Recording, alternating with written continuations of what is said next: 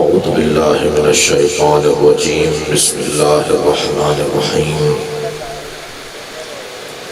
الحمد لله الذي لا يبلغ مدحته القائلون ولا يحصي نعماءه العادون ولا يعدي حقه المجتهدون، الذي ليس لصفته حد محدود ولا نعت موجود ولا وقت معدود ولا أجل ممدود، فترى الخلائق بقدرته ونشر الرياح برحمته.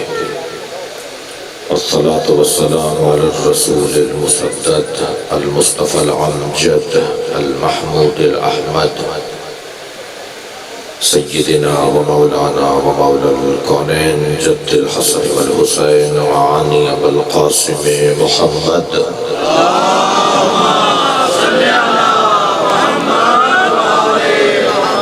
وعليه الطيبين الطاهرين المعصومين الذين قال الله إنما يريد الله ليذهب عنكم الرجس أهل البيت ويطهركم تطهيرا.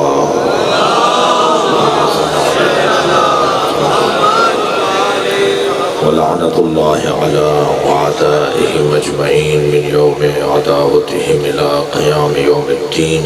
أما بعد، قال الحكيم في القرآن الكريم: بسم الله الرحمن الرحيم. تبارك الذي بيده الملك وهو على كل شيء قدير، الذي خلق الموت والحياة ليبلوكم أيكم أحسن عملا. صلوات.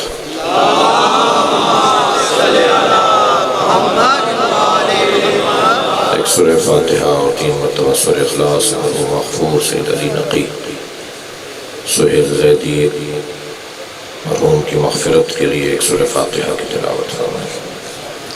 بسم اللہ الرحمن الرحیم. الحمد للہ الرحمن الرحیم مالک یوم الدین اهدنا الصراط المستقیم صراط الذین أنعمت علیہم غیر المغضوب علیہم.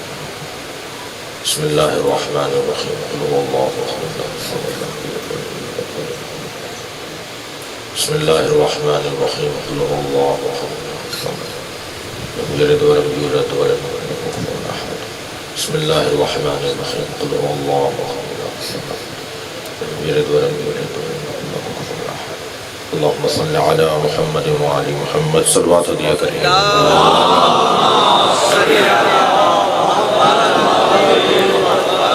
سورہ مبارکہ ملک.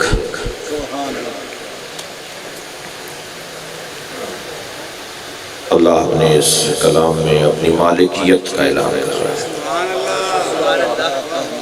میں یوں تو نسبت آج کی امام علی رضا علیہ السلام سے بھی ہے، مگر یہ مجلس ترحیم ہے. مولا کی خدمت میں رہیں گے انشاءاللہ، اور مجلس کا جو محل وقوع ہے اس کو بھی مد نظر رکھتے ہوئے اور سامعین محترم کا احترام کرتے ہوئے اور خاص طور پر ایصال ثواب کو عنوان قرار دیتے ہوئے اس آیت کا انتخاب کیا ہے. ارشاد حضرت ہدیت ہو رہا ہے: تبارک الذی بیدہ الملک.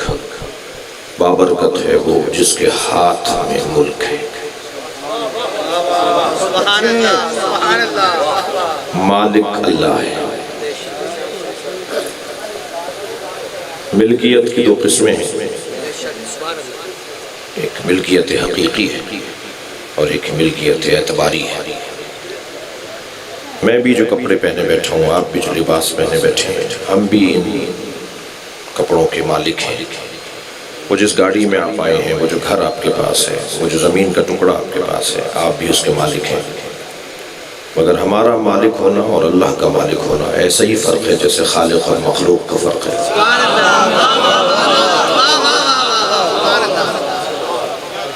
اللہ مالک ہے، وہ مالک حقیقی ہے، اور ہم جو مالک ہیں ہم مالک اعتباری ہیں، قراردادی ہیں، فرضی ہیں، تصوراتی ہیں. طے کر لیا ہے کہ یہ میرے کپڑے ہیں، یہ جو نوٹ آپ کی جیب میں ہے 500 1000 کا جو بھی 100 روپے 50 روپے طے کر لیا یہ 50 روپے کا ہے. مملکت پاکستان جس دن طے کر لے گی کہ یہ 50 روپے کا نہیں ہے یہ نہیں ہوگا. یہ طے کر لیا کہ اس کی مالیت یہ ہے ورنہ وہ کاغذ کا ٹکڑا ہو جائے گا جس دن طے کر لیا جائے گا کہ نہیں ہے. تو ہمارا طے کر لینا ہمارا اعتبار کر لینا ہمارا فرض کر لینا اور ہے اور کسی چیز کی حقیقت ہونا اور ہے. اللہ کائنات کا مالک ہے اللہ مالک حقیقی ہے. اس کے علاوہ جتنے مالک ہیں وہ سب اعتباری ہیں فرضی ہیں. اور واویلا ہو جائے آفت آ جائے کہ اگر یہ اعتباری اور فرضی غاصب ہو یعنی پہلے ہی اعتباری پہلے ہی فرضی ہمارے پاس جو کچھ ہے وہ فرض ہے اعتبار ہے تصور ہے اور اگر یہ غصبی ہو جائے تو پھر واویلا ہے قیامت ہے آفت ہے. لہذا مالک اگر کسی اور کو بننا بھی ہے تو یا ماننا بھی ہے تو اسے ماننا ہے جسے اللہ مالک بنائے. صلوات پڑھیں گے اللہ جسے مالک بنائے گا وہ مالک کہلائے گا ورنہ تو غصبی ہے غاصب ہے کہ جس کو کہہ دیا گیا کہ یہ مالک ہے. جی مالک الملک الملک للہ العزت للہ العلم للہ الغیب للہ القدرت للہ یہ ساری چیزیں اللہ کی ہیں. اور اگر کسی کو کوئی چیز ملے گی تو اسے ملے کہ جو اللہ جسے دے رہا ہے. اگر اللہ سے ہٹ کر کوئی لے گا تو وہ غاصب کہلائے گا. جی یہ ساری چیزیں اللہ کی ہیں. بلکہ میں کہہ دوں کہ اللہ کے علاوہ کوئی چیز ہے تو وہ ممکن ہے واجب کوئی نہیں ہے. واجب صرف اللہ کی ذات ہے جس کا ہونا لازم ہے جس کا ہونا لازم ہے اسے واجب ہے واجب الوجود. جی اب بہرحال کبھی موقع ملے اور صرف عنوان عقیدہ توحید ہو تو ہم بتائیں گے کہ عقیدہ توحید کیا ہے. بھائی جو نہج البلاغہ پڑھتے ہیں نا انہیں کوئی اور نہ بتائے کہ اللہ کیا ہے. ہم نہج البلاغہ والے موبائل صلوات پڑھیں محمد و آل محمد. جی ہم الحمدللہ صحیفہ سجادیہ والے لوگ ہیں. اچھا جب میں ہم کر رہا ہوں تو میں ہرگز یہ نہیں کہہ رہا کہ میں شیعہ ہوں اور وہ سنی ہے. بات سنی شیعہ کی تو کی نہیں کسی نے. یہ کیسے سوچ لیا کہ میں شیعہ سنی کی بات کر رہا ہوں. ویسے بھی شیعہ امام حسین کی عزاداری کے مالک نہیں ہیں. شیعہ اپنے دماغ سے نکالیں شیعہ امام حسین کی عزاداری کے مالک نہیں ہیں نوکر ہیں. جملہ محسوس کریں گے شیعہ امام حسین کی عزاداری کے نوکر ہیں اور نوکروں کو اپنی اوقات میں رہنا چاہیے. مالک کے مہمانوں کا خیال کرنا چاہیے. جتنے بھی یہاں پر آئے بیٹھے ہیں یا جتنے بھی مجلس میں جاتے ہیں وہ سب امام حسین کے مہمان ہوتے ہیں. سنی بھائیوں کا انداز اپنا ہے ہمارا انداز ہمارا ہے. میں کراچی میں میرا مکان ہے. سندھ ہمارا صوبہ ہے سندھی. سندھ کا تو ہندو بھی مولا کی مجلس کرتا ہے. میں خود 2 مجلس ہندو بانی ہوتے ہیں جس کی مجلس پڑھتا ہوں. جی تھر کے علاقوں میں میرپور خاص کے علاقوں میں ہندو بانی ہوتے ہیں جن کی میں مجلس پڑھتا ہوں. کتنے اہل سنت ہیں جو ہمیں مجلس کے لیے بلاتے ہیں. یہ کس نے کہہ دیا کہ ہماری ہے کربلا. یہ کس نے کہہ دیا کہ ہماری ہے کربلا. حق بات تم کہو تو تمہاری ہے کربلا.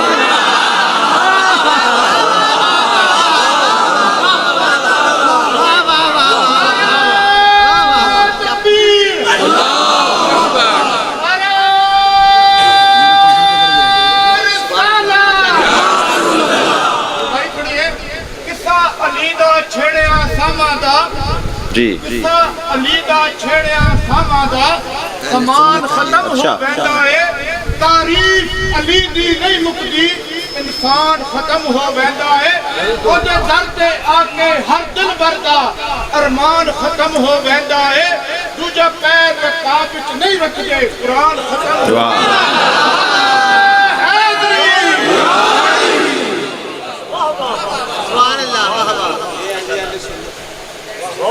یہی تو حسن ہے نا ہمارے یہاں. یہ کس نے کہہ دیا. اور دوسرا شعر سنا دوں. در حسین پہ ملتے ہیں ہر مزاج کے لوگ. در حسین پہ ملتے ہیں ہر مزاج کے لوگ، یہ دوستی کا وسیلہ ہے، دشمنی کا نہیں۔ یہ جوڑنے کی جگہ ہے نا۔ تو لہذا سب کا انداز علیحدہ ہے، سب اپنے اپنے انداز سے محبت کرتے ہیں۔ میں کوئی چودھری اور وڈیرا نہیں ہوں کہ جو میں کرتا ہوں وہ صحیح ہے، جو دوسرے کرتے ہیں وہ غلط ہے۔ مجھے کسی کی عقیدت کے اظہار پہ تبصرہ کرنے کا حسین نے اجازت نہیں دی۔ ہر ایک کا اپنا انداز ہے، ہر ایک کا اپنا طریقہ ہے، لوگ اپنے اپنے انداز سے مولا سے اپنی عقیدت کا اظہار کرتے ہیں۔ بحث یہ تھی کہ مالک اللہ ہے،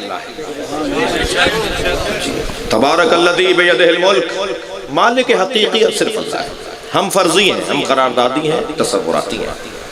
میں نے اور آپ نے فرض کر لیا یہ کپڑے ہمارے ہیں، یہ جوتے یہ چپل ہماری ہے، یہ گاڑی ہماری ہے، مگر ایسی ملکیت ہے کہ یہ ہماری ہی بات نہیں مانتی، اپنے مالک کی ہی بات ہماری مملوک نہیں مانتی۔ کتنا ہی ہم ان کپڑوں کو کہتے رہے کہ ایسا نہیں، ایسا کر لو، یہ بڑے ہو جائیں، یہ چھوٹے ہو جائیں، رنگ بدل جائے ان کا، یہ ہماری بات ہی نہیں مانتے۔ جو فرضی مالک ہوتے ہیں نا وہ ایسے ہی ہوتے ہیں۔ بہت شکریہ، بہت شکریہ۔ اور جو حقیقی مالک ہوتا ہے نا، مجال ہے کہ مملوک مالک کی بات کو نہ مانے۔ جو حقیقی مالک ہوتا ہے مجال نہیں ہے مملوک اس کی بات کو نہ مانے۔ لہٰذا یہ ساری کائنات مالک حقیقی کے حکم پر چل رہی ہے، میں اور آپ بھی اسی کے حکم پر چل رہے ہیں۔ ہم اپنی مرضی سے آنے والے ہوتے تو ہمارے ماں باپ 17 سال تک ہمارے لیے منت مرادیں کیوں مانتے کہ ہمارا بچہ دنیا میں آ جائے؟ ہمارے والدین کے ہاتھ میں اگر اولاد کو پالینا ہوتا تو پھر اسی دن پالے تھے جس دن انہوں نے چاہا تھا۔ یہ 10 سال تک اولادیں نہیں ہوئی۔ ہم نے ساری دنیا کی دولت خرچ کر دی اپنے عزیز کو بچانے کے لیے، مگر ہمارا عزیز بچا نہیں۔ ہم بچا لیتے نا اسے، ہمارے ہاتھ میں ہی کچھ نہیں ہے۔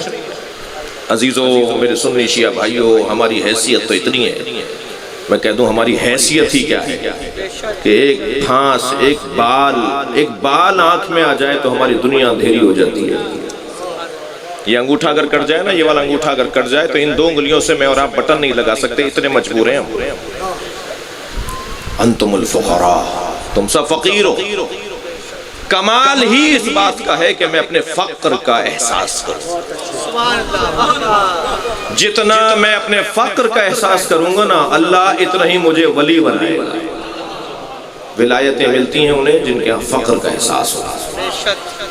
جی، اور خبردار، کسی کو پھٹے کپڑوں میں دیکھ کر اسے حقیر نہ جانیے گا، کسی کو بڑی گاڑی سے اترتا ہوا دیکھ کر اسے امیر نہ مانیے گا۔ میں اور آپ جس جگہ بیٹھے ہیں یہاں اینکیں تبدیل کروائی جاتی ہیں، یہاں بیٹھنے والوں کی دید تبدیل کروائی جاتی ہے، یہاں بیٹھنے والے کو بصارت سے بصیرت کا سفر کروایا جاتا ہے۔ ان بنیادوں پر ہم یہاں پر بصیرت لینے آتے ہیں۔ امام حسین کا ذکر ہمیں صاحب بصیرت بناتا ہے۔ کوئی لمبے قد والا ہو تو اسے بڑا نہ سمجھیے گا،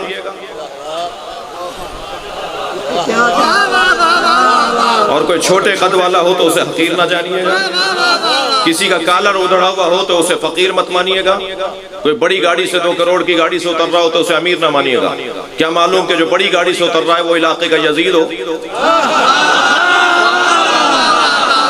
اور کیا معلوم جس کی جوتیاں، جس کی چپلیں پھٹی ہوئی ہیں، ٹوٹی ہوئی ہیں، وہ علاقے کا ولی ہو۔ ویسے ہی اللہ نے فقیروں میں اپنے ولیوں کو چھپایا ہے۔ اللہ کے ولی فقیروں میں ملیں گے آپ کو۔ بڑے بنگلے سے نکلنے والا اللہ نے نعمت دی ہے، ضرور استعمال کیجئے، مگر پھر سارے شوق بھی پورے نہیں ہوں گے۔ بڑے بنگلے سے نکلنے والا کبھی اللہ کا ولی ہو ہی نہیں سکتا، سارے شوق پورے نہیں کرے نا بھائی۔ ایک جانب وہ دنیا رکھنا چاہتے ہیں، دوسری جانب اللہ سے ولایتیں بھی لینا چاہتے ہیں۔ اب میرے مولا نبی کو دیکھیے، میرے مولا نبی فرماتے ہیں الفقر و فخری، مجھ مصطفیٰ کا سب سے بڑا فخر یہ ہے کہ میں اللہ کا فقیر ہوں۔ اس بات کا احساس، موت کی مجلس سے ذرا چند جملے سن لیجئے، اس بات کا احساس کرنا کہ مالک اللہ ہے، ہم سب فقیر ہیں۔ اچھا، جب اللہ مالک ہے، چیزیں تو اللہ کی ہیں، مگر کہیں اللہ نے کہا ہے کہ میری چیز ہے تو میں کسی کو نہیں دوں گا۔ میں اور آپ، معاف کیجئے گا، میں تو نہیں ہوں نا یہ کہ میں اپنی چیز بس کسی کو دوں، نہیں جمع کرتا رہوں جو اپنے بھی کام نہ آئے۔ جی، ہمارا حال کنجوسی والا ہے کہ میں اپنی چیز کسی کو نہیں دوں گا۔ اللہ نے کہیں کہا ہے کہ میں مالک ہوں، کسی کو مالک نہیں بناؤں گا۔ اللہ نے کہیں کہا ہے میں عالم ہوں، کسی کو عالم نہیں بناؤں گا۔ اللہ نے کہیں کہا ہے میں قادر ہوں، کسی کو قادر نہیں بناؤں گا۔ کہیں کہا ہے اللہ نے؟ بلکہ الٹا ہے، اللہ نے کہا ہے میں مالک ہوں جسے چاہوں ملک دے دوں، میں قادر ہوں جسے چاہے قدرت دے دوں، میں عالم ہوں جسے چاہے ذالک انباء الغیب نوحیہ الیک، یہ جتنی بھی غیب کی باتیں ہیں، انما الغیب للہ، قرآن ایک جانب کہہ رہا ہے انما الغیب للہ، غیب اللہ کے لیے، دوسری جانب کہہ رہا ہے ذالک انباء الغیب نوحیہ الیک، یہ ساری غیب کی خبریں ہم نے اے حبیب آپ کو دے دی۔ اللہ کی چیز ہے نا، اللہ دے دے، اور جب اللہ دے دے گا تو پھر اللہ کی دی ہوئی چیز میں اور بندوں کی دی ہوئی چیزوں میں یہی تو فرق ہے۔ بندے جب دیتے ہیں تو چھین بھی لیتے ہیں، خالق کی دی ہوئی چیز کو کوئی چھین نہیں سکتا۔ مالک الملک تؤتی الملک من تشاء، مالک الملک جسے چاہے ملک عطا کر دے۔ اب مالک حقیقی ہونے میں اور غیر حقیقی ہونے میں فرق یہی ہے کہ جو مالک حقیقی ہے اس کا حکم اس کی مملکت پر، اس کی مملوک کے اوپر چلتا ہے، لہذا اتنا پابند ہے یہ سورج اپنے مالک کے حکم کا کہ ایک لمحے کے لیے بھی تاخیر نہیں کرتا نکلنے میں، ایک لمحے میں بھی دیر نہیں کرتا ڈوبنے میں، پکا مسلمان ہے، پکا مسلمان ہے، ایک لمحے میں بھی اللہ کے حکم سے سرتابی نہیں کرتا جی۔ لیکن جسے یہ مالک بنا دے پھر اس کے پاس بھی یہی اختیار ہوگا، لہذا وہ ڈوبے ہوئے سورج کو اشارہ کرے گا تو سورج پلٹے گا، سورج کا پلٹنا، صلوات پڑھیں گے محمد و آلہ۔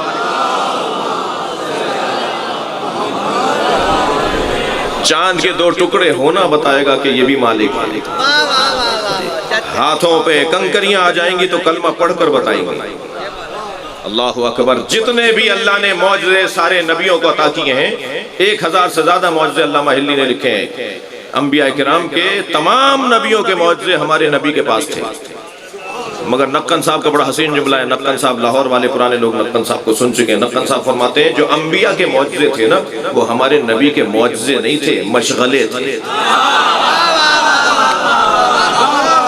ہمارے نبی کا تو معجزہ قرآن ہے، ہمارے نبی کا معجزہ قرآن ہے۔ تبارک الذی بیدہ الملک، بابرکت ہے وہ ذات جس کے ہاتھ میں ملک ہے۔ سبحان اللہ، ہاتھ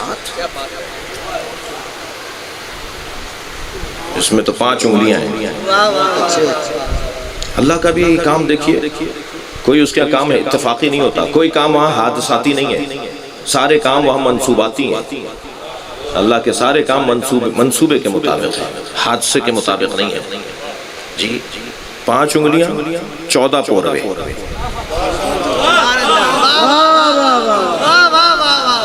یہ انگوٹھے میں 2 انگلیوں میں 3، 14۔ جب حضرت یوسف ڈوب رہے تھے نا اور یا اللہ مدد یا اللہ مدد پکار رہے تھے تو جبریل نے کہا اگر اللہ سے مدد چاہیے تو ان کے وسیلے سے مانگو جن کی وجہ سے اللہ نے کائنات بنائی ہے۔ کہ کیا مطلب ہے، مجھے اور روشن کرو، کہ اپنا ہاتھ پھیلا کے دیکھو، یہ 5 انگلیوں میں 14 بند ہیں، اللہ نے کائنات 14 کی وجہ سے بنائی ہے۔ تب حضرت یوسف نے دعا مانگی تھی تو ایک مرتبہ مدد آئی تھی جی۔ یہ جو ہاتھ ہے، یہ والا ہاتھ، یہ 5 انگلیاں، اس کو جوڑنے کے لیے کلائی چاہیے، کلائی کو ٹکانے کے لیے کوہنی چاہیے، کوہنی کو روکنے کے لیے بازو چاہیے، بازو کو کھڑا کرنے کے لیے باڈی چاہیے، اسے کھڑا کرنے کے لیے پیر چاہیے۔ اللہ ماننے گئے تھے، بت تیار ہو گیا۔ تو یہ آیت آیات متشابہات میں سے جہاں بھی کہا گیا ہے نا کہ اللہ کے ہاتھ، ید اللہ فوق ایدیہم، میں آپ کا شکر گزار ہوں، آپ انتہائی توجہ سے سن رہے ہیں، ید اللہ فوق ایدیہم، اللہ کا ہاتھ ان کے ہاتھوں پر، تو ان کے ہاتھ تو ایسے ہی تھے نا، ہمارے جیسے ہی تھے نا، اور اللہ کا ہاتھ ان کے ہاتھوں پر، تو کیا مطلب ہے کہ دونوں ہاتھ ایک جیسے ہیں؟ اچھا ابھی ایک کا ہاتھ سمجھ میں نہیں آ رہا، ایک آیت نے تو اور مشکل ڈال دی، یا ابلیس ما منعک ان تسجد لما خلقت بیدی استکبرت ام کنت من العالین، اے ابلیس تجھے اسے سجدہ کرنے سے کس نے روکا تھا جسے میں نے اپنے دونوں ہاتھوں سے بنایا تھا؟ ابھی تو ایک ہاتھ کی بات ہو رہی تھی، یہاں 2 ہاتھ ہو گئے، یہاں اللہ اپنے 2 ہاتھوں کی بات کر رہا ہے۔ استکبرتا متکبر ہو گیا تھا، اچھا یہ بھی طے ہو گیا جو سجدہ نہیں کرتا نا وہ متکبر ہے۔ قرآن کہہ رہا ہے بھئی ناراض نہ ہو جو سجدہ نہیں کرتے مجھ سے، مجھ سے ناراض نہ ہو. اللہ کہہ رہا ہے جو سجدہ نہیں کرتا وہ متکبر ہے, اور تکبر کرنے والوں سے اللہ کو نفرت. ان الذین یستکبرون عن عبادتی, جو میری عبادت سے تکبر کرتے ہیں میں انہیں منہ کے بل جہنم میں ڈالوں گا. یہ اللہ قرآن میں پکار کے کہہ رہا ہے. لہذا عبادت سے تکبر کرنا, یہ اللہ, ویسے ہی تکبر کرنا اللہ کو پسند نہیں ہے. اور ہم اہل عزا کے لیے تو اللہ کا خاص کرم ہے کہ ہم فرش عزا پر بیٹھ کے تکبر مٹاتے ہیں. بہت سے لوگوں کو ایسے بیٹھنے کی اپنے گھروں میں عادت نہیں ہے, لیکن جیسے ہی فرش پر آتے ہیں, مجلس میں آتے ہیں, فوراً زمین پہ بیٹھ جاتے ہیں. یہ اپنی ذات کی نفی کرتے ہیں, اور یہ برکت ہے مجلس عزا کی.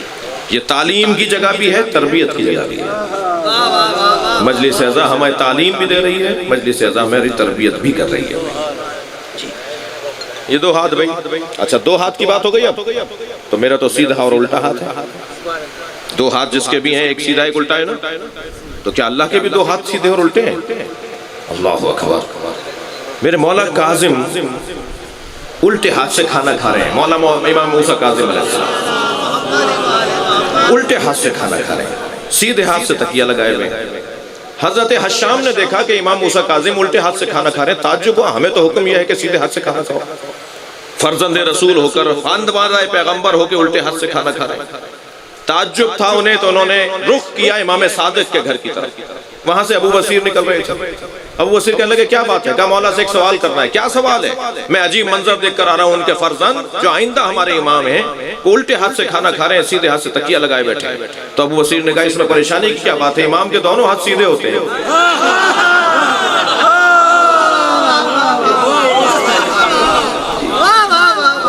جب مولا علی سے اس آیت کی تفسیر پوچھی گئی, حضرت آیت اللہ جوادی عاملی تفسیر تسنیم میں یہ روایت لکھ رہے ہیں جو میں نے بیان کی بھی.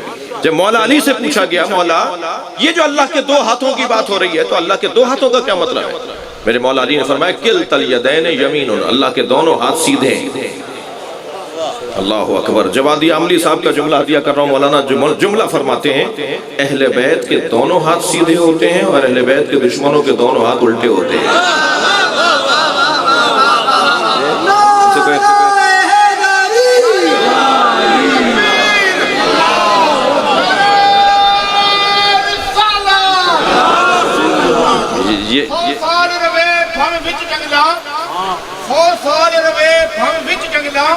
بچہ بلی دا شیر نہیں ہو سکتا, ہمیں لکھ ترازو تے رکھ تو لی, کتی ماسے دا شیر نہیں ہو سکتا.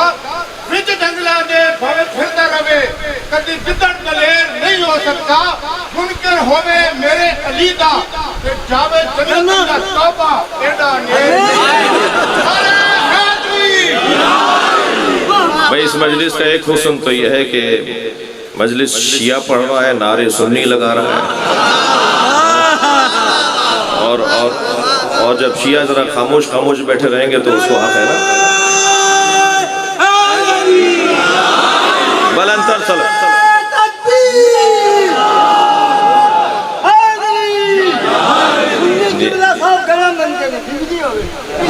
گھڑے میں کیا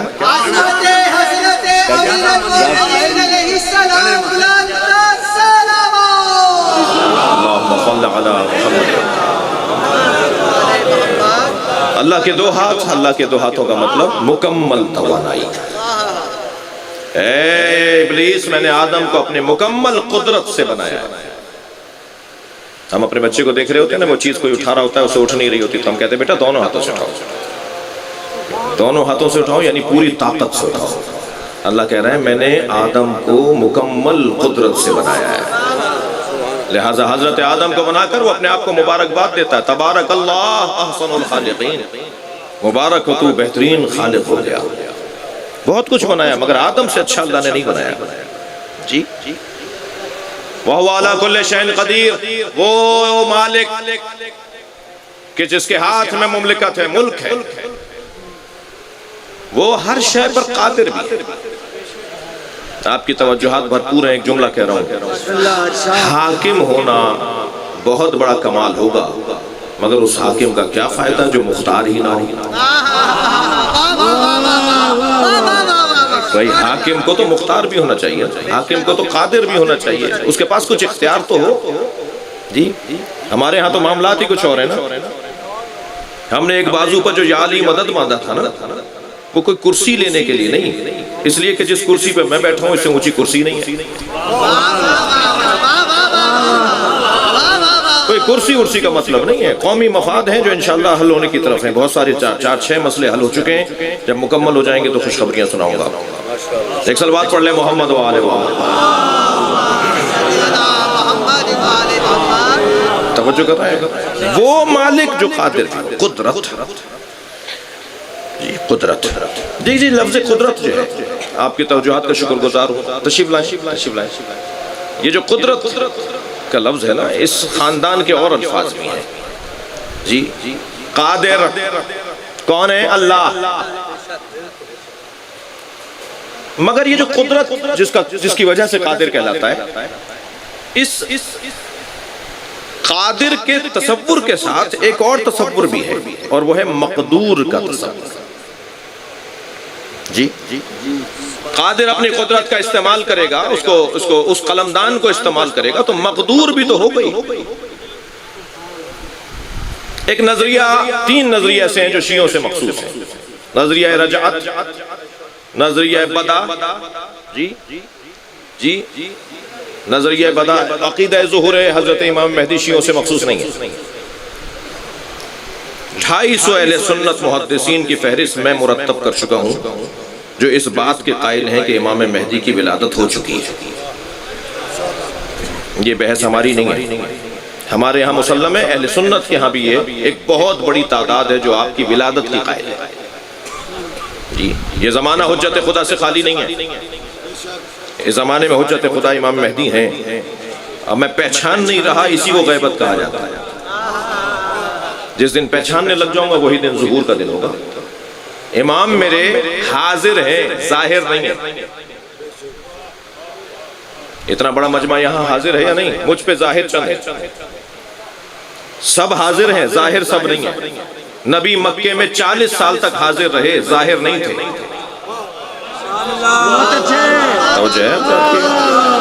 ہمارے امام حاضر ہیں، ہم امام حاضر کو مانتے ہیں. کون کہتا ہے ہم امام حاضر کو نہیں مانتے؟ ہم اس امام حاضر کو مانتے ہیں جو ظاہر نہیں ہے. جب ظاہر ہو جائیں گے، ظہور ہو جائے گا، یعنی ہم پہچاننے لگ جائیں گے، پھر مومنین کہیں گے یہ حضرت کو تو ہم نے بارہا دیکھا تھا. اس کا مطلب ہے کہ دیکھا تھا، پہچانتے نہیں تھے. جی ایک عقیدہ بدا کا عقیدہ ہے جو ہم سے مخصوص ہے. اس کا مطلب یہ ہے کہ ہمارے فیصلے، ہماری تقدیر تبدیل ہوتی ہے. اللہ نے طے کر دیا تھا کہ مثلا جناب سہیل زہدی مثلا 60 سال کی عمر میں رحلت کر جائیں، مگر انہوں نے کچھ صدقات دیے، خیرات کیے، صلہ رحمی کی، اچھے کام کیے، اللہ نے ان کی عمر کو بڑھا دیا. تو یہ جو تقدیر تبدیل ہو رہی ہے، اس تقدیر کی تبدیلی کے پیچھے کیا چیز ہے، اس کو کہتے ہیں عقیدہ بدا. ہمارے بھائی اس کو سمجھ نہیں پائے ہیں، لہٰذا ہم پر ایک بات آتی ہے کہ جی یہ اللہ کے علم کی تبدیلی کے قائل ہیں شیعہ حضرات. شیعہ کہتے ہیں کہ جی اللہ کا علم تبدیل ہوتا ہے، اللہ کے پاس پہلے کچھ اور علم تھا، پھر علم بڑھ گیا اللہ کا معاذ اللہ. ہم یہ نہیں کہتے، ہرگز بدا کے نظریے کا یہ نتیجہ نہیں ہے، یہ مطلب نہیں. ایک اور عقیدہ ہے جو ہم سے مخصوص ہے، وہ ہے عقیدہ رجعت. جی اس عقیدے کا مطلب یہ ہے کہ اسی دنیا میں قیامت آنے سے پہلے مظلوموں کو اللہ اٹھائے گا، ظالموں کو بھی دوبارہ زندہ کرے گا، اور پھر مظلوم اور ظالموں کے انجام تک، ان کو ان کے اجر تک، ان کو ان کی سزا تک پہنچائے گا. لہٰذا امام حسین اسی دنیا میں قیامت سے پہلے دوبارہ اٹھائے جائیں گے. 10 سال تک عالمی حکومت ہوگی امام حسین کی. امام مہدی کا نماز جنازہ غسل و کفن امام حسین جنازہ پڑھائیں گے، اور غسل و کفن امام حسین دیں گے. یہ عقیدہ رجعت ہے، یہ ہم سے مخصوص ہے. اس کو سمجھانے کے لیے اور اس کے اوپر دلائل قائم کرنے کے لیے، استدلال مکمل کرنے کے لیے وقت درکار ہے، اکیڈمک گفتگو کی ضرورت ہے. ایک اور عقیدہ ہے جو ہم سے مخصوص ہے عزیزان گرامی، وہ عقیدہ عدل الہی ہے. ہمارے یہاں اصول دین میں عقیدہ توحید کے فوراً بعد کیا ہے؟ عدل ہے. اللہ کی صفات تو سینکڑوں ہیں، صرف عدل ہی کیوں؟ اس لیے کہ صفت عدل تمام صفات پر حاکم ہے. یعنی اللہ قادر ہے، جی اللہ ستار ہے، اللہ عالم ہے، اللہ حی ہے، ان تمام صفات کے اوپر جو حاکم صفت ہے وہ صفت عدل ہے۔ میں نے یہ اتنی ساری بحث کیوں کی ہے، اب نتیجہ لیجئے۔ اللہ قادر ہے تو قدرت کو ہی صرف نہیں دیکھنا یہ ہوگا کہ وہ عادل بھی ہے، وہ اپنی قدرت کا استعمال وہاں کرتا ہے جو عین عدل ہو، عین عدل ہو وہاں وہ اپنی قدرت کا استعمال کرے گا۔ اللہ قادر ہے، مقدور میں بھی تو قابلیت ہو، اسی کو عدالت کہا جاتا ہے۔ دربار امام الرشید سجا ہوا ہے، میرے مولا رضا مناظروں کے لیے روزانہ تشریف فرما ہوتے ہیں، 80 سے زیادہ مناظرے کیے ہیں مولا رضا نے اسی دربار میں۔ یہ پیغام بھی میرا بچہ اور جوان لیتا جائے، ہم جنہیں امام مانتے ہیں نا وہ زمانے سے متاثر نہیں ہوتے، زمانے کو متاثر کرتے ہیں۔ جی حالات سے اثر لینا یہ ائمہ کہا نہیں ہے، ائمہ حالات کو تبدیل کرتے ہیں، اور اگر حالات ان سے مساعد نہ ہو، ان کے مطابق نہ ہو، تو ان نامساعد حالات کو اپنے حق میں تبدیل کرنا ہی امامت ہے۔ لے کر آئے تھے نا مرو سے امام مرو میں لے کر آئے تھے مدینہ منورہ سے مولا رضا کو، یہ سمجھ رہے تھے کہ میں انہیں کنٹرول میں رکھوں گا، ان کو اپنے سامنے رکھوں گا، ان پہ نظارت رکھوں گا، اپنی مرضی سے انہیں ملنے ملانے دوں گا، میں ملاقاتیں کرنے دوں گا، ان کے تمام ملاقاتوں پر اور ان کے چاہنے والوں پر نظر رکھی جائے گی۔ میرے مولا نے اسی دربار کو، اللہ اکبر، جس دربار کو یہ سمجھ کر بنایا گیا تھا کہ مولا پہ نظارت رکھی جائے گی، مولا رضا نے اسی دربار کو دین کی تبلیغ کا مدرسہ بنا دیا۔ لہذا 80 سے زیادہ مناظرے ہیں مولا رضا کے جو دربار امام الرشید میں حضرت نے ملحدوں سے، کافروں سے، مشرکوں سے، مسلمانوں کے مختلف فرق سے، مختلف مذاہب سے میرے مولا نے مناظرے کیے ہیں۔ انہی مناظروں میں ایک مناظرہ، ایک دہریہ جو مانتا ہی نہیں ہے اللہ کو، کسی مبدأ کو، کسی مرکز کو مانتا نہیں ہے نا، جو اسے کہتے ہیں دہریہ۔ وہ کہتا ہے کہ آپ کا عقیدہ ہے کہ اللہ ہر شے پہ قدرت رکھتا ہے، میں اپنی بحث میں ہوں، اپنے عنوان میں ہوں، آپ کا عقیدہ ہے کہ اللہ ہر شے پہ قدرت رکھتا ہے؟ حضرت نے فرمایا لا ریب ان اللہ علی کل شیء قدیر، اللہ ہر شے پہ قدرت رکھتا ہے۔ کہنے لگا اللہ ہر شے پہ قدرت رکھتا ہے؟ یہ سن کر 2 قدم آگے بڑھا، جیب میں ہاتھ ڈال کے مرغی کا انڈا نکالتا ہے اور امام رضا کے سامنے بڑھاتے ہوئے کہتا ہے اگر اللہ ہر شے پہ قدرت رکھتا ہے تو اس انڈے میں دنیا کو ڈال سکتا ہے؟ سوال تو ہے، مگر میرے مولا نے اس کے سوال پر ایک سوال کیا، بتا تیرا کام کیا ہے، تو کرتا کیا ہے؟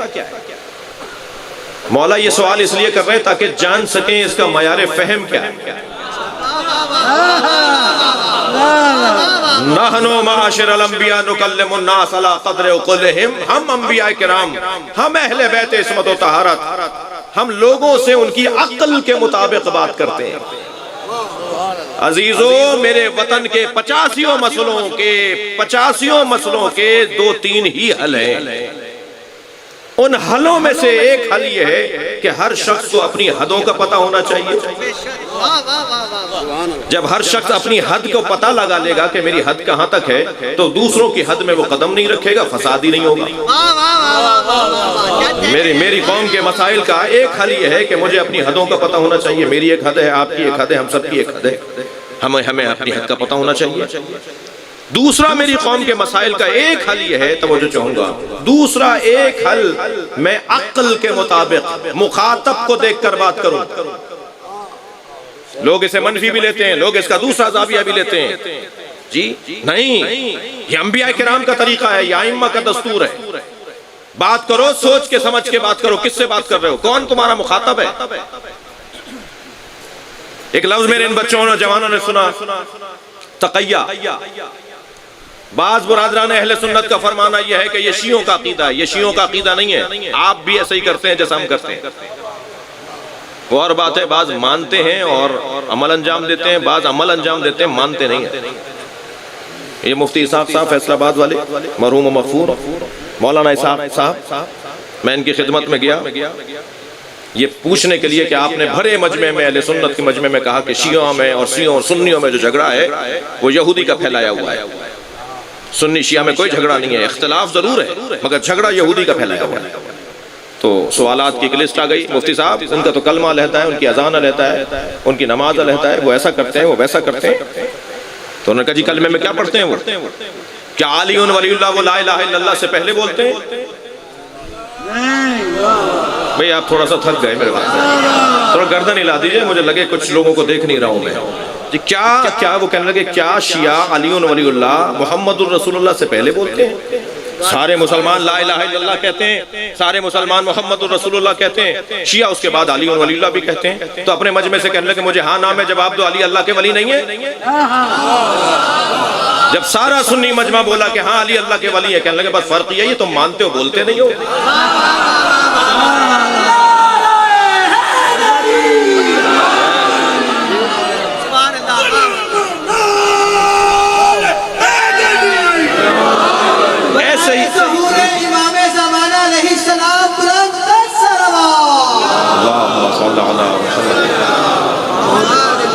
عقیدہ تقیہ کا جو عقیدہ اور نظریہ ہے نا وہ شیعوں سے مخصوص نہیں ہے، مگر کہا جاتا ہے یہ شیعوں کا عقیدہ ہے۔ ابھی میں ایک ٹی وی چینل پر تھا، ایک صاحب مولانا مجھ سے کہنے لگے مولانا صحیح بتائیے گا تقیہ نہیں کیجئے گا۔ تقیہ کا کیا مطلب؟ جھوٹ بولنا جی، یعنی یہ تصور بنا دیا گیا بعض ہمارے دوستوں نے کہ تقیہ یعنی جھوٹ بولنا، شیعہ جب چاہتا ہے جھوٹ بول دیتا ہے۔ نہیں ہرگز، تقیہ جھوٹ بولنے کو نہیں کہتے جی۔ میں ایک رسانے پر تھا، بحث تھی 3 طلاقوں کی۔ ہمارے ہاں ایک مجلس میں 30 دفعہ بھی شوہر بیوی کو کہتے ہیں نا طلاق دیتا ہوں طلاق دیتا ہوں، 30 دفعہ بھی بول دینا تو ایک ہی طلاق شمار ہوگا، کیونکہ مجلس ایک ہے۔ 2 3 4 6 دن گزرے، دوسرا موقع اور محل آئے، فضا تبدیل ہو، موڈ تبدیل ہو جی، اس کے بعد دوبارہ وہ بول دے کہ میں تمہیں طلاق دیتا ہوں، 40 دفعہ بھی کہتے تو ایک دفعہ شمار ہو، یعنی اب یہ دوسری مجلس میں دوسری طلاق، پھر ایسے ہی تیسری مجلس میں تیسری طلاق۔ یہ ہماری سمجھ ہے قرآن کی اس آیت سے۔ تو گفتگو کے درمیان ہمارے ایک دوست تشریف فرما تھے، میرے عزیز ہیں، بہت دوست ہیں، میں نے ان سے اجازت لے کے بتا رہا ہوں، یہ نام تو لے بھی نہیں رہا پھر بھی، تو انہوں نے میری مخالفت کی، انہوں نے اپنا نظریہ بیان کیا، ہم نے اپنا نظریہ بیان کیا۔ جب وقفہ ہوا نا، جب کمرشل لیتے ہیں تو وقفہ دیتے ہیں نا، تو مجھ سے کہنے لگے مولانا بات آپ کی صحیح ہے مگر میں ٹی وی پہ نہیں کہہ سکتا۔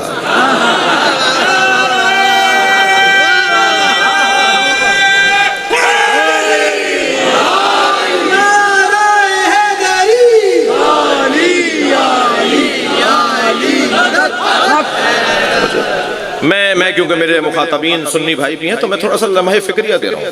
تقیہ بزدلی اور جھوٹ کو نہیں کہتے، تقیہ سے بڑھ کر حکمت نہیں ہے۔ علماء کرام تشریف فرمائے، اہل دقت بیٹھے ہوئے ہیں، صاحبان مطالعہ بیٹھے ہوئے ہیں، جوانوں کا چہرہ میں دیکھ رہا ہوں کہ جو ذوق رکھتے ہیں مفاہیم اور معارف کو سننے کا۔ حضرت آیت اللہ جوادی عملی فرماتے ہیں تقیہ مخاطب کا تو مسئلہ ہی نہیں، تقیہ مخاطب کا مسئلہ ہے۔ بھائی تھوڑا گردن ہلا دیجئے، بہت مشکل عربی تو نہیں ہے نا۔ تقیہ مخاطب کا موضوع نہیں ہے، بولنے والے کی بات ہی نہیں ہے، بولنے والے کا موضوع ہی نہیں ہے، سننے والے کا موضوع ہے۔ بھائی بستر پیغمبر پر پیغمبر نہیں تھے، اللہ نے علی کو لٹا کے اہتمام کیا کہ نبی ہیں، اور غار میں نبی تھے، مکڑی نے جالا تن کے اللہ نے انتظام کیا کہ نہیں ہے۔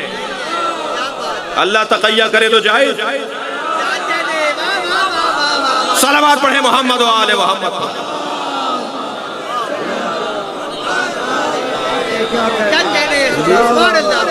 تقیہ سامنے والے کی اہلیت کو دیکھ کر موقف کو اپنانا، جملوں کا انتخاب کرنا، بات کو کرنا، یہ مخاطب کا مسئلہ ہے، مخاطب کی تو بات ہی نہیں ہے۔ جب میں جان لوں کہ میرا سننے والا کون ہے اور میں اس کے معیار کے مطابق گفتگو کرنے کا اہل ہوں، البتہ یہ اہلیت ہر ایک کے اندر نہیں ہے، ہم اس کے اہل نہیں ہیں۔ یہ انبیاء کرام کا کام ہے، یہ اللہ کا کام ہے، انبیاء کا کام ہے، ائمہ کا کام ہے، اہل بیت کا کام ہے، نبی سرکار کا کام ہے۔ مخاطب کو دیکھ کر بات کرنا، اہلیت کو پرکھنا، جی یہ جو مخاطب کے مطابق گفتگو کرنا، اس کو تقیہ کہا جاتا ہے۔ اللہ نے پہلے مرحلے پہ قرآن کو نازل کیوں نہیں کر دیا؟ جب آخر میں قرآن کو بھیجنا تھا تو پہلے ہی کیوں نہیں بھیجا؟ مخاطب اس قابل نہیں تھا۔ بڑی عنایت آپ کی توجہ، مخاطب جیسے جیسے قابل ہوتا چلا گیا، ایسے ایسے معیار جی کتاب بڑھتا چلا گیا۔ میرے مولا سوال کر رہے ہیں، توجہ ہے، میرے مولا سوال کر رہے ہیں، بتاؤ تم کرتے کیا ہو؟ کہنے لگا اس انڈے میں دنیا کو ڈال سکتا ہے مرغی کے انڈے میں؟ حضرت نے فرمایا تم کرتے کیا ہو مولا رضا، کرتے کیا ہو؟ کہنے لگا میں بڑھئی نجار کھاتی کارپینٹر۔ حضرت کے ہاتھ میں عصائے پیغمبر تھا، نبی مبارک کا، نبی محترم کا، نبی مکرم کا عصا تھا۔ آگے بڑھا کے فرمایا اس سے مجھے تخت بنا دو۔ کہنے لگا میں تخت بنا سکتا ہوں مگر اس لکڑی میں صلاحیت نہیں ہے کہ یہ تخت بنے۔ حضرت نے فرمایا یہی تمہارا جواب ہے۔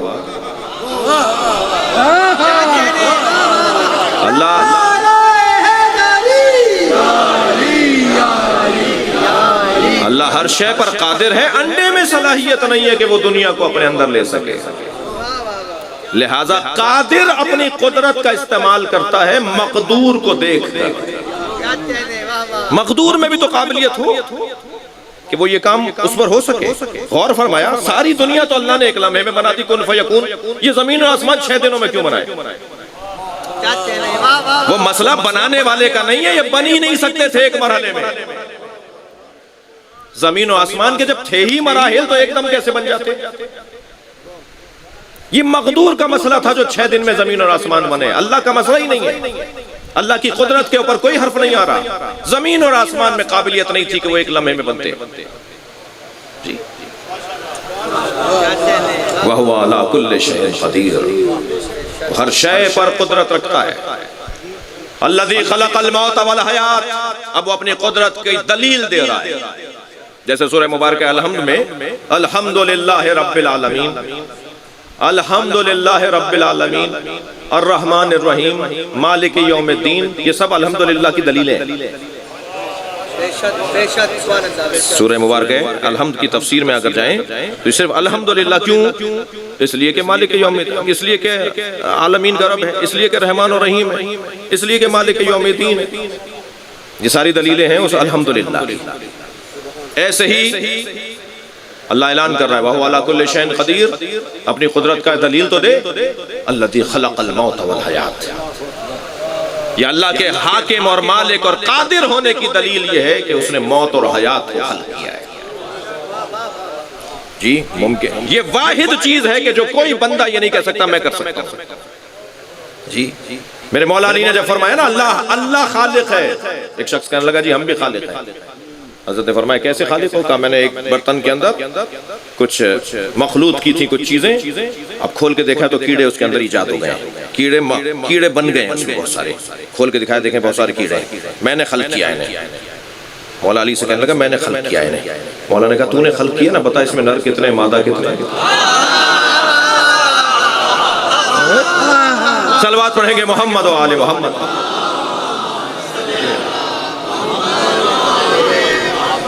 نہ ہم اپنے بچوں کو، نہ ہم اپنی نسلوں کو، نہ ہم کسی کو پیدا کر سکتے ہیں، نہ کسی کو حیات دے سکتے ہیں، نہ کسی کو موت دے سکتے ہیں۔ یہاں آ کر ہم اللہ کے آگے مجبور ہیں، اور یہ ہمیں اللہ کا اقرار کرنا پڑتا ہے، اس لیے کہ وہ خالق موت و حیات ہے۔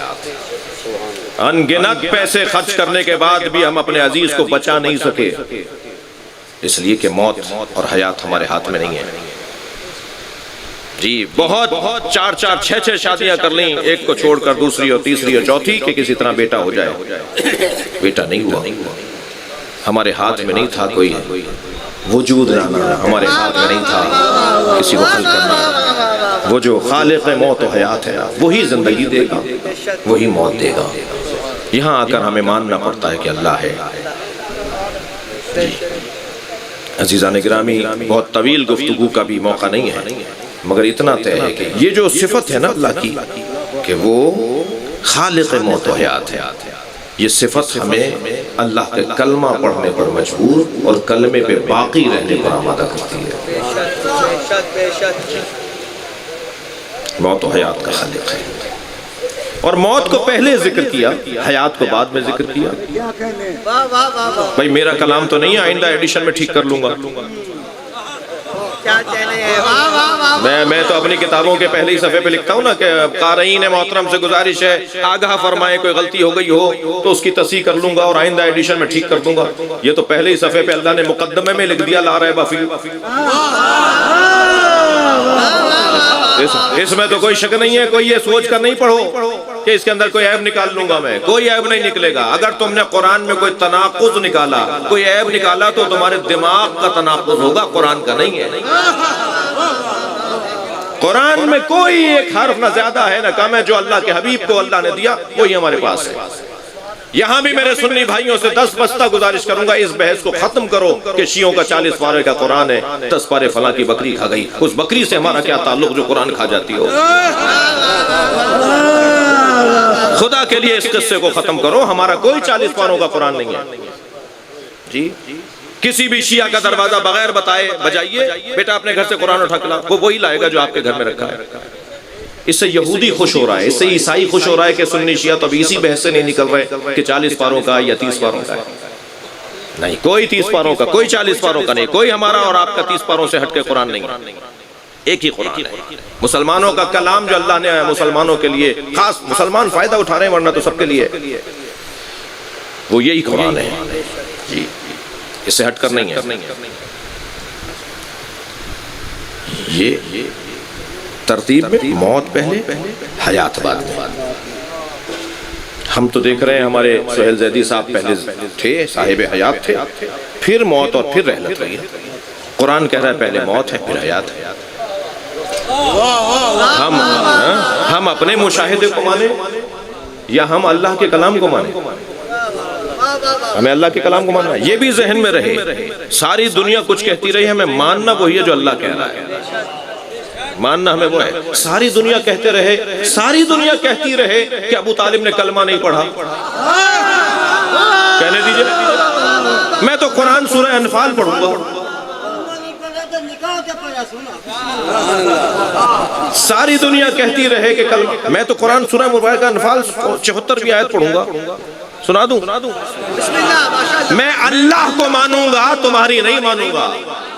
اللہ پکار کے کہہ رہا ہے والذین آووا ونصروا اولئک هم المؤمنون حقا, جنہوں نے میرے نبی اور مہاجرین مکہ کو پناہ دی وہی واقعی مومن ہے. عظمت حضرت ابو طالب علیہ السلام بلند سلام. اللہم صل علی نعرہ تکبیر. سب کا جواب دے, نعرہ تکبیر, نعرہ رسالت, نعرہ رسالت. دونوں ہاتھ بلند کر کے نعرہ حیدری, نعرہ حیدری. حضرت ابو طالب علیہ السلام صلوات. اللہم صل علی جی. ساری دنیا کہتی رہے, کچھ بھی کہتے ہیں, قرآن کہہ رہا ہے کہ جنہوں نے میرے نبی کو پناہ دی ہے وہی واقعی مومن ہے. سبحان اللہ. دنیا کو کہنے دیجئے. الذی خلق الموت والحیات, موت پہلے ذکر ہوئی ہے. اس کا مطلب یہ نہیں کہ موت پہلے ہے, اس کا مطلب یہ کہ موت اولا, اعلی, ارفع اور ترجیح رکھنے والا مفہوم ہے. بڑی عنایت آپ کی توجہات کا شکر گزار ہوں.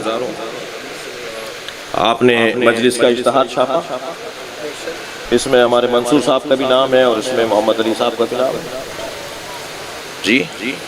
آپ اشتہار چھاپتے ہیں نا مجلس کے, محفلوں کے, جو پڑھنے والا ہے ایک بڑا نام اس کا اوپر لکھا ہوا ہے, کچھ نام نیچے آ رہے ہیں.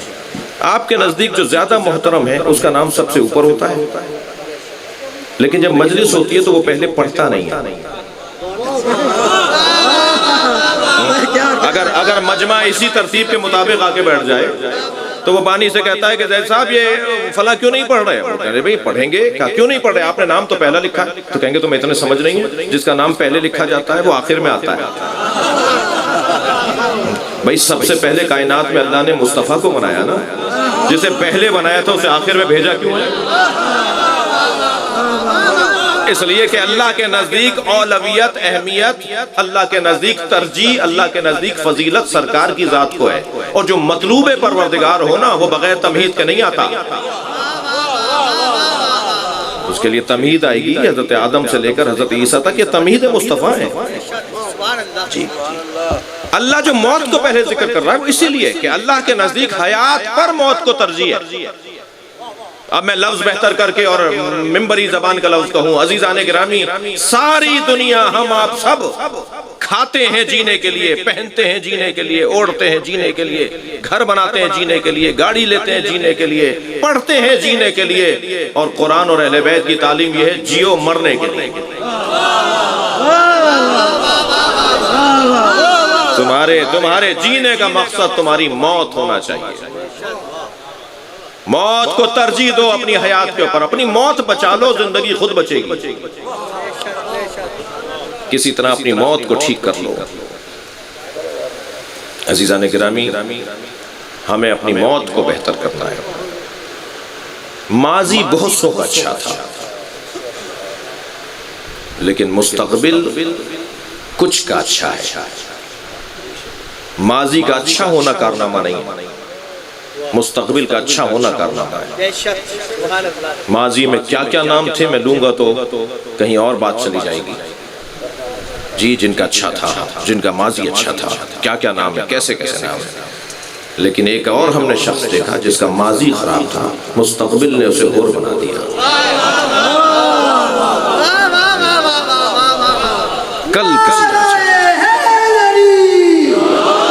کسی طرح میرا کل اچھا ہو جائے، کسی طرح میرا مستقبل اچھا ہو جائے۔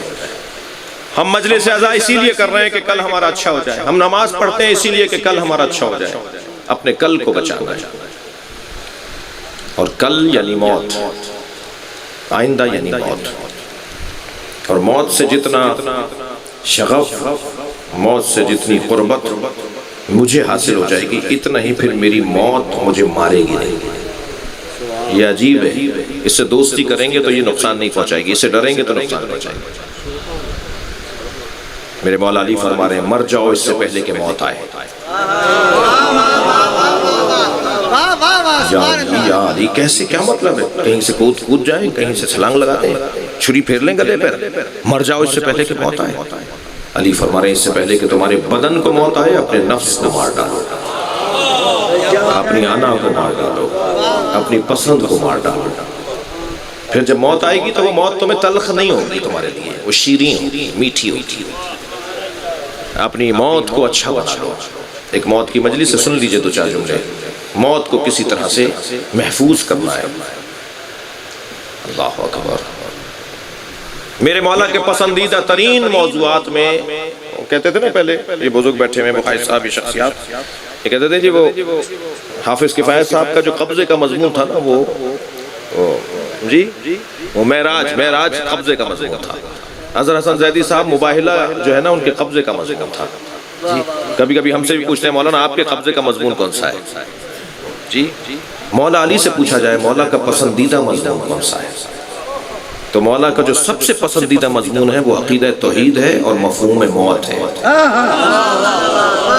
سب سے اچھا سر چڑھ کر میرے مولا جتنے شوق سے دل سے کسی مضمون پر بات کرتے ہیں نا، وہ اللہ کی وحدانیت، اللہ کی صفات، اللہ کے وجود پر بات کرتے ہیں، اور یہ موت کے اوپر علی بات کرتے ہیں۔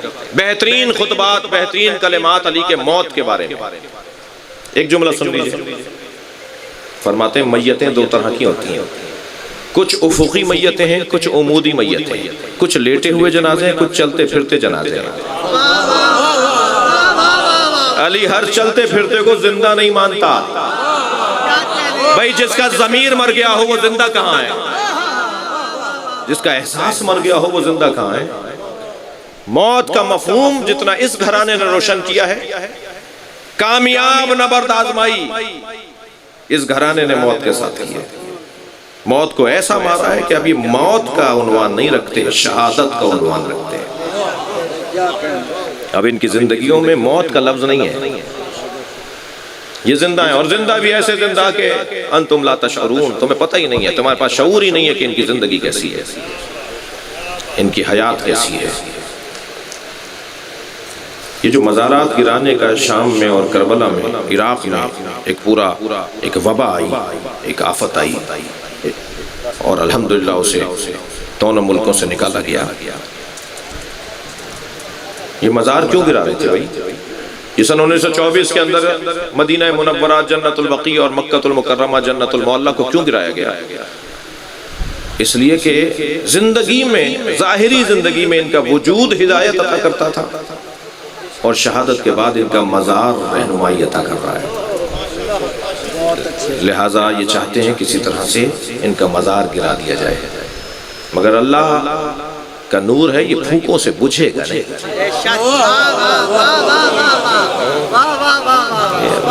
لِيُطْفِئَ نُورَ اللَّهِ بِأَفْوَاهِهِمْ، یہ جو پھونکوں سے بجھانا چاہتے ہیں نا اللہ کے نور کو، پھونکوں سے بجھنے والا نہیں ہے۔ آج مولا حسین کا مزار لاکھوں لوگوں کو ہدایت عطا کر رہا ہے، آج مولا علی کا مزار لاکھوں لوگوں کو ہدایت عطا کر رہا ہے۔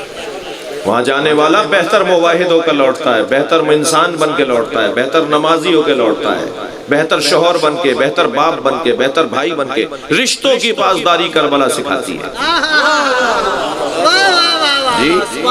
تہذیب اور اقدار ہمیں امام حسین کی قبر پہ جا کر نصیب ہوتے ہیں، لہٰذا کربلا آج بھی انسان کو انسان بنا رہی ہے۔ عزیزوں، میں نے بہت دیر لگا دی آپ کو یہاں تک لانے میں، چلیے کچھ دیر کے لیے اپنے ذہنوں کو کربلا لے چلیے۔ حسین ابن علی صبح سے عصر تک لاشیں اٹھا رہے ہیں۔ عزادارو، حسین نے لاشیں تو بہت اٹھائے، اور ایسے ایسے لاشیں اٹھائے کہ جن کا بیان آج 1400 سال کے بعد بھی میری آنکھوں میں آنسو آتا ہے۔ ایسے ایسے لاشیں، گود کے پالوں کے لاشیں۔ البتہ عزادارو، یہ بھی ذہن میں رہے کہ حسین اس کریم امام کو کہتے ہیں جس نے غلاموں کے لاشیں بھی کسی اور کو اٹھانے نہیں دیے۔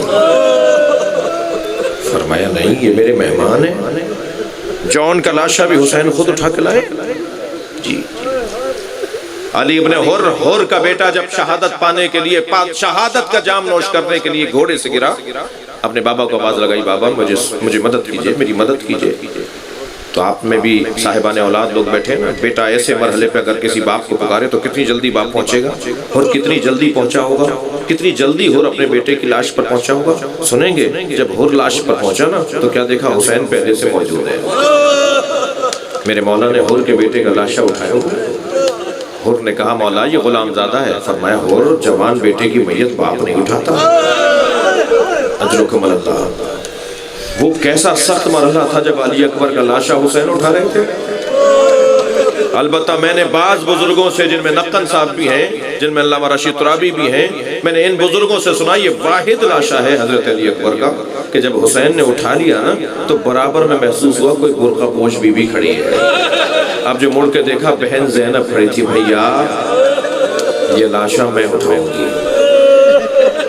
یہ واحد لاشا ہے جو زینب اپنے بھائی کے ساتھ اٹھایا ہے۔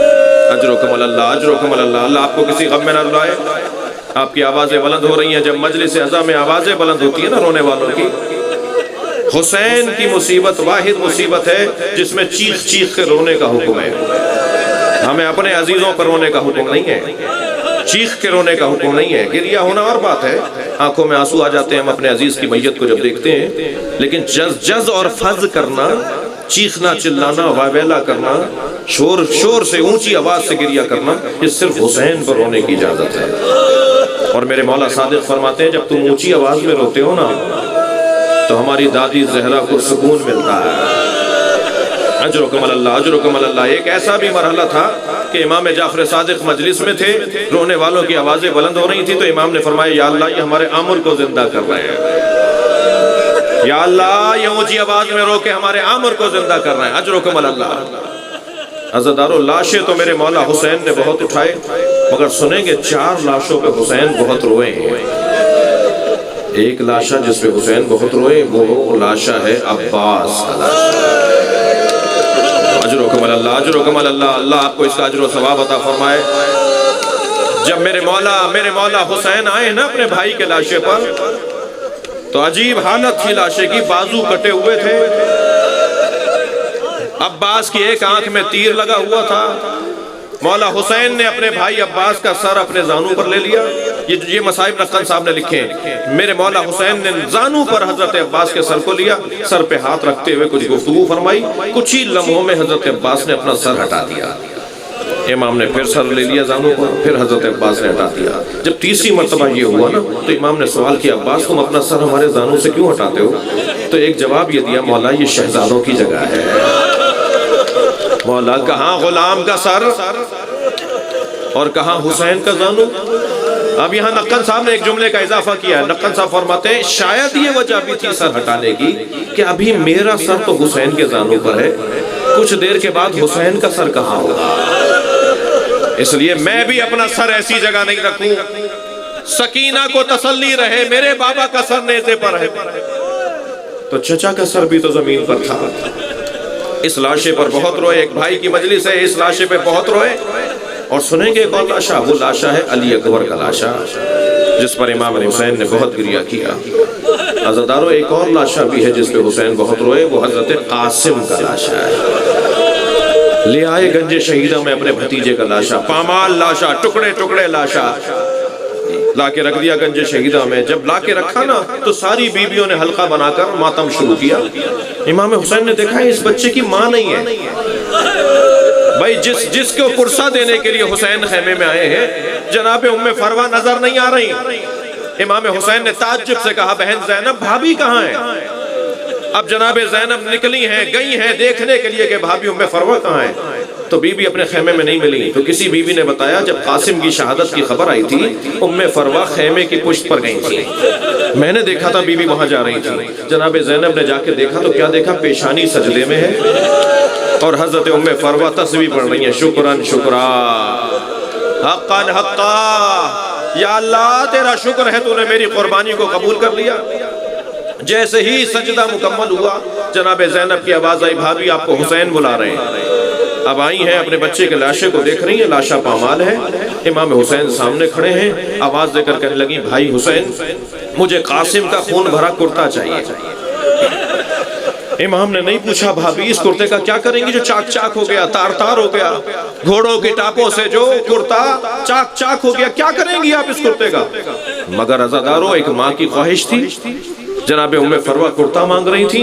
امام نے کچھ ہی دیر میں خون بھرا کرتا حضرت قاسم کا حضرت ام فروہ کو دے دیا. بی بی نے وہ اپنے خیمے میں لے جا کے رکھ دیا. عصر عاشور خیمے لٹے، تبرکات لٹے. یہ قافلہ کوفہ سے شام میں اسیر ہو کر رہائی پانے لگا.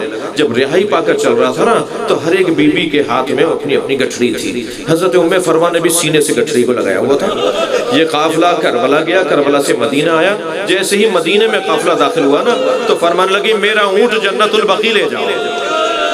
جناب ام فروہ نے فرمایا میرا اونٹ جنت البقیع لے جاؤ. جیسے ہی جنت البقیع میں پہنچی قبر امام حسن کے قریب بیٹھی، گٹھڑی کو کھولا، خون بھرا کرتا نکالا، قبر پر پھیلا کے کہا میں تمہارے بچے کی نشانی لائی.